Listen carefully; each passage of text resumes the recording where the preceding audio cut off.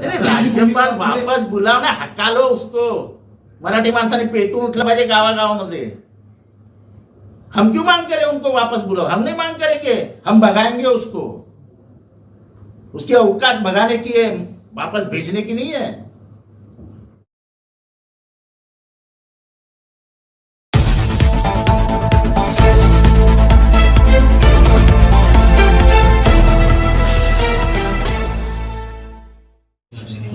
मेरी संविधानिक भाषा में उनको महामहिम कहा जाता है, लेकिन अब उनकी वो औकात नहीं रही. 2 मिनट थांबा.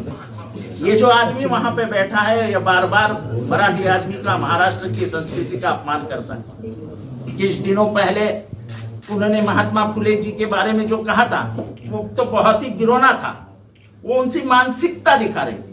लेकिन आज जो उसने कहा है, वो मराठी आदमी का, महाराष्ट्र की मिट्टी का अपमान है.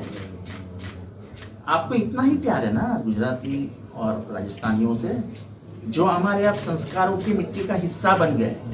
तो भाई साहब, ये महाराष्ट्र में क्यों आए पैसा कमाने के लिए? ये राजस्थान में और गुजरात में ही लेके पैसा क्यों नहीं कमाया उन्होंने, और कोई क्यों नहीं वही अमीर हो गए? अरे हम लोगों के बाप दादाओं ने यहाँ पे पसीना डाला है अंदर इस मिट्टी में, तब जाके कुछ बाहर आया है. ये बंबई आज नहीं बनी है, ये महाराष्ट्र आज नहीं बना है.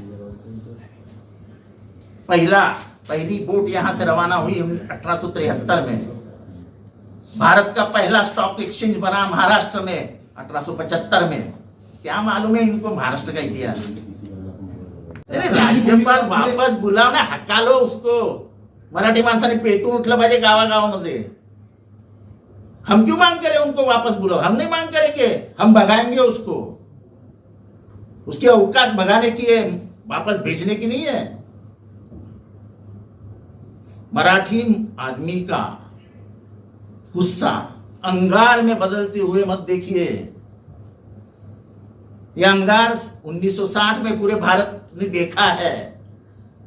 जब बंबई हमने ली हमारे हाथ में, तो 105 लोग बिना डर के गोलियों के सामने गए, मारे गए. लेकिन हम महाराष्ट्र में, मुंबई को महाराष्ट्र में लेके रहे. तो हम ये भाषा नहीं कहेंगे कि उनको बुलाओ, उनको भगाना पड़ेगा. वक्त आने पर राजभवन में घुसना पड़ेगा. हम कोई चोर लफंगे नहीं है जो हम ये माँ के बारे में कुछ भी बोलेंगे और हम सहन करेंगे. हम इतने कायर भी नहीं है. हमेशा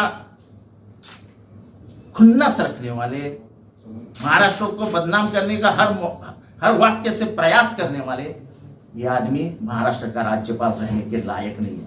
हम इनको वापस बुलाओ नहीं कहेंगे, इनको हकालो. मराठी आदमी का गुस्सा दिखाओ. उनको नहीं मालूम, जब दिल्ली ने महाराष्ट्र को दबाने की कोशिश की, तब दिल्ली के सामने महाराष्ट्र उठ गया है. जब 1960 में महाराष्ट्र को मुंबई देने से नाकबूल किया दिल्ली ने, तो 105 गोलियां हमारे लोगों ने झेली है.